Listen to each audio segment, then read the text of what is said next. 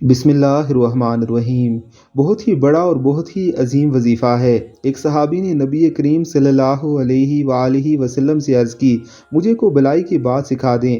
آپ صلی اللہ علیہ وآلہ وسلم نے فرمایا، یہ وظیفہ پڑھا کرو، سبحان اللہ والحمد للہ ولا الہ الا اللہ واللہ اکبر۔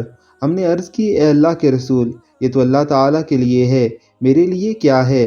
آپ صلی اللہ علیہ وآلہ وسلم نے فرمایا، تو کہے گا سبحان اللہ الحمد للہ لا الہ الا اللہ اللہ اکبر۔ اللہ تعالیٰ فرمائے گا، تو نے سچ کہا، اور جب تو کہے گا اللہم اغفر لی، اے اللہ مجھے معاف کر دے، اللہم ارحمنی، اے اللہ مجھ پر رحم فرما، اللہم ارزقنی، اے اللہ مجھے رزق عطا فرما، تو اللہ تعالیٰ فرمائے گا، میں نے یہ سب کچھ تجھے عطا کر دیا۔ اس وظیفے کو ضرور یاد کر لیجئے کہ یہ نبی علیہ الصلوۃ والسلام نے سکھایا ہے۔